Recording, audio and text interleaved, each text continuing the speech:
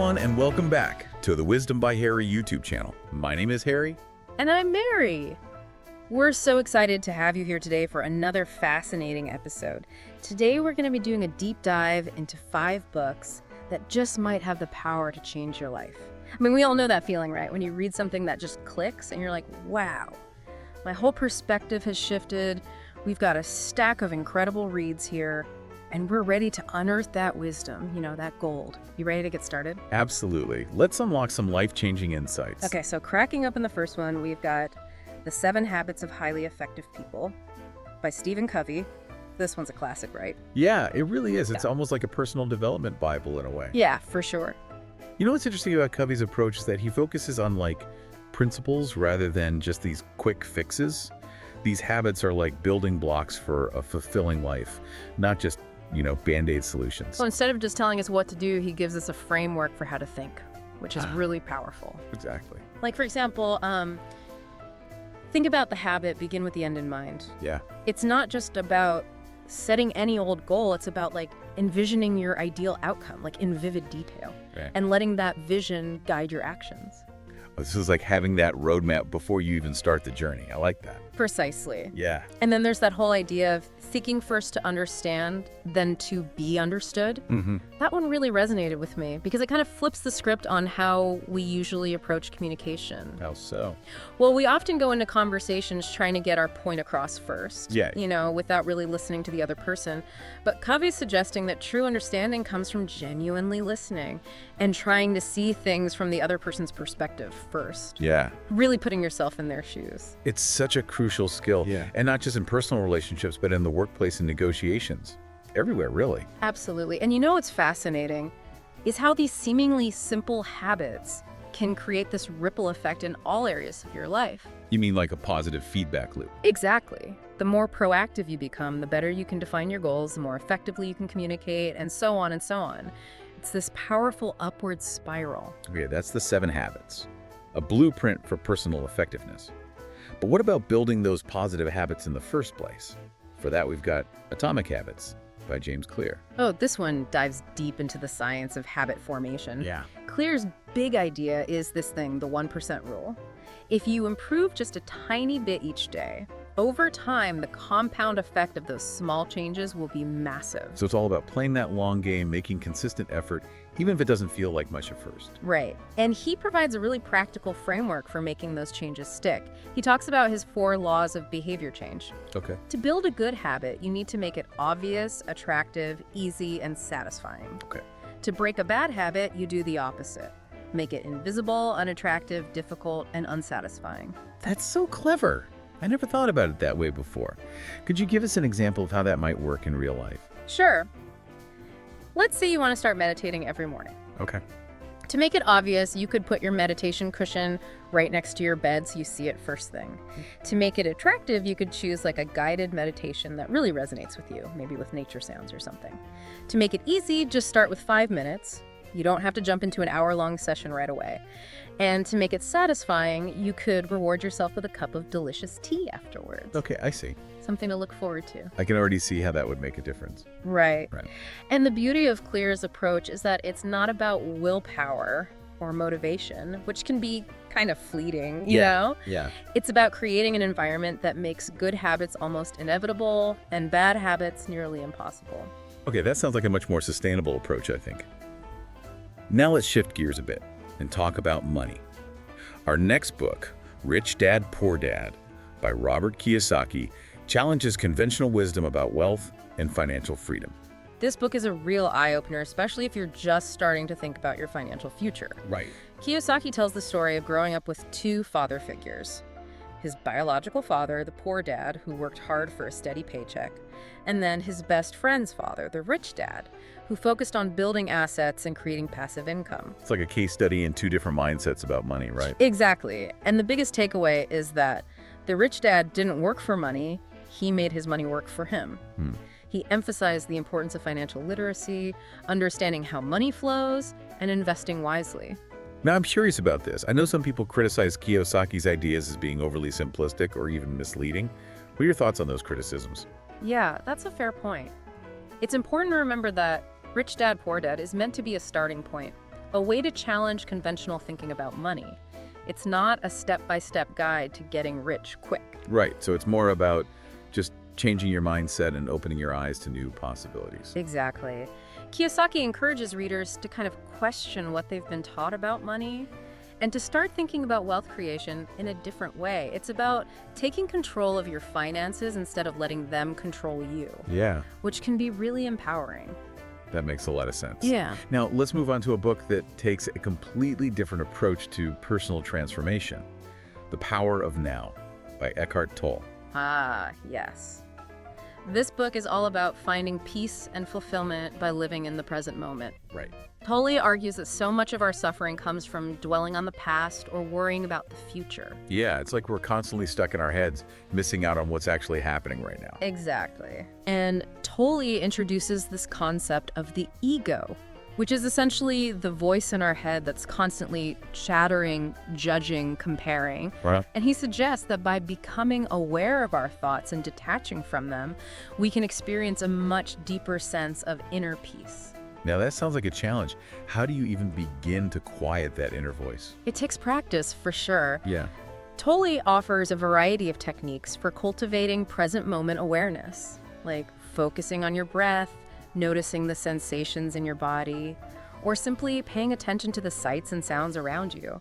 Just really being present in your environment. Oh, so it's like retraining your mind to focus on what is rather than what was or what might be. Precisely. And the more you practice being present, the more you realize that true joy and peace can only be found in this very moment. It's a powerful idea. Now for our final book, we're switching gears again, and we're diving into the world of success with Think and Grow Rich by Napoleon Hill. This book is a classic for a reason.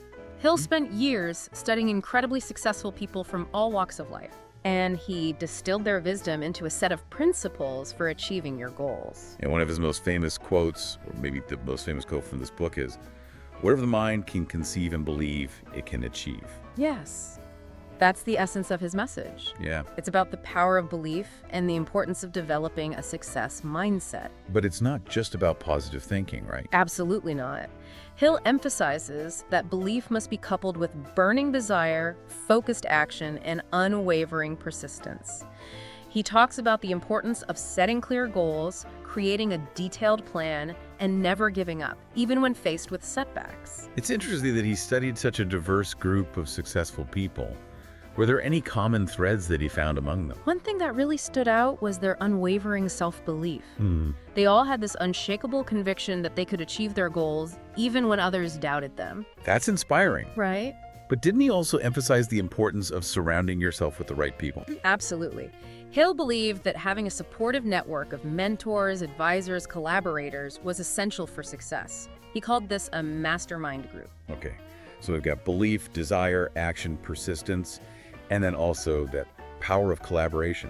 It's like a recipe for success. It really is. And what's so compelling about Think and Grow Rich is that Hill backs up his principles with real-life examples from the individuals he studied. So he's not just telling us to do these things, he's showing us how these principles played out in the lives of some of history's most successful people. Exactly. He highlights how their mindset and approach to life were crucial to their achievements. He proves that success isn't just about talent or luck.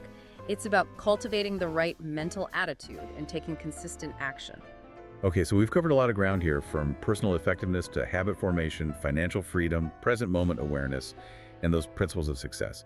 What stands out to you from all of this? It's fascinating how all of these books, while they tackle different areas of life, they all kind of emphasize the power of mindset.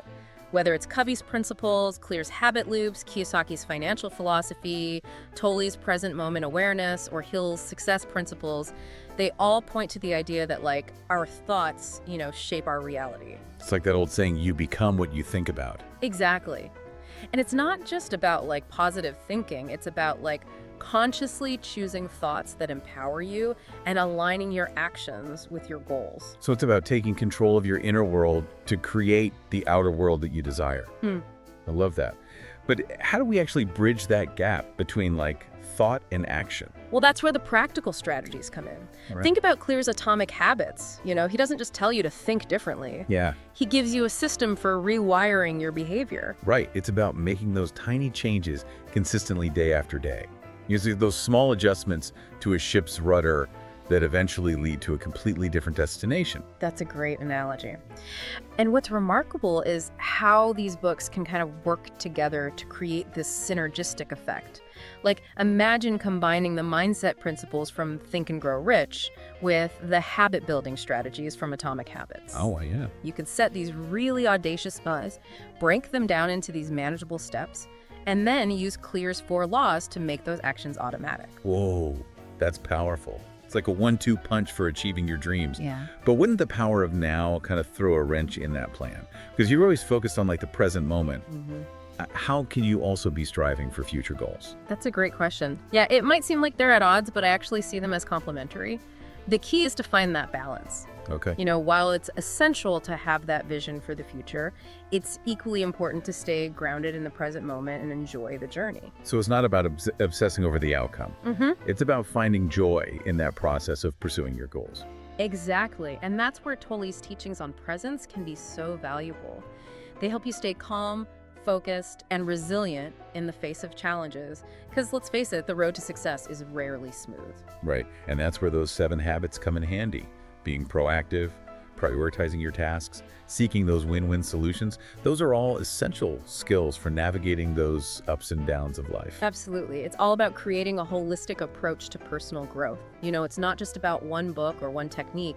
It's about integrating these principles into your life in a way that works for you. So it's like creating a personalized recipe for success using these books as ingredients. I love that. It's about taking what resonates with you and leaving the rest. And who knows, maybe as you go deeper into these books, you'll discover connections and insights that we haven't even touched on today. Exactly. And that's the beauty of reading and learning. It's a journey of self-discovery, and there's always more to explore. But for now, let's bring it back to our listener. What do you think is the most important takeaway from all of this? I think the biggest takeaway is that you have the power to change your life. You know, these books provide these incredible frameworks and insights, but ultimately it's up to you to take action. It's about choosing the thoughts that you focus on, the habits you cultivate, and the actions that you take. It's about taking ownership of your life and becoming the architect of your own destiny. Exactly. And don't be afraid to experiment. Try out different techniques, see what works for you, and adapt as you go. You know, personal growth is an ongoing journey, and these books can serve as these valuable companions along the way. Now, I know we've covered a lot of ground here, but we've only scratched the surface of what these books have to offer. Each one is like a treasure trove of wisdom waiting to be discovered. So what would you say to someone who's feeling a little overwhelmed by all of this information and doesn't know where to start? I'd say just pick one book that speaks to your current needs or challenges. Okay. Don't try to tackle them all at once. Start with the one that resonates with you the most and dive deep. Really immerse yourself in its message and see how it can apply to your life. And don't just read it passively. Take notes, highlight key passages, and really think about how you can put those principles into practice. Absolutely. And remember, there's no right or wrong way to approach this. You know, it's your journey and you get to choose how you navigate it. Okay, before we wrap up this deep dive, I want to leave our listener with a final thought-provoking question. We've talked about the power of mindset, habits, financial freedom, present moment awareness, and those success principles. But if you had to choose just one key ingredient for a truly fulfilling life, what would it be? That's a tough one. It's like asking me to choose a favorite child. Each of these ingredients plays such a vital role. I know, right? It's like they all work together to create this beautiful tapestry of a fulfilling life. But if you had to pick just one thread, which one would it be? You know, after giving it some thought, I think I'd have to say self-awareness. It's the foundation upon which everything else is built. Ooh, I like that. Tell me more. Well, think about it. Without self-awareness, how can you identify your strengths and weaknesses? How can you set meaningful goals that align with your values? How can you understand your own thoughts, emotions, and behaviors? You're right. It's like self-awareness is that key that unlocks all the other doors. Exactly. And it's something that's cultivated through practices like mindfulness, introspection, and honest self-reflection. So it's not a destination, it's a journey. It's a continuous process of getting to know yourself better. And it's something that can be deepened through reading books like these. Absolutely. Each of these books offers a different perspective on self-awareness, whether it's Covey's emphasis on principles, Clear's focus on habit loops, Kiyosaki's exploration of financial mindsets, Tolle's teachings on presence, or Hill's study of successful individuals. They all provide valuable insights into understanding yourself and your place in the world. And I think that's a beautiful note to end on. It's not just about reading these books, it's about using them as tools for self-discovery and personal growth. Exactly. It's about taking the wisdom they offer and integrating it into your own unique journey. It's about becoming the author of your own story, one chapter at a time. Well said. And who knows, maybe this deep dive will inspire you to write a whole new chapter in your life. Absolutely. We hope this has been an insightful and inspiring journey for you. Remember, the power to change your life lies within you. These books can guide you, but you are the ultimate creator of your own destiny. Keep learning, keep growing, and keep exploring the incredible potential that lies within you. And as always, thank you for joining us on The Deep Dive. Until next time.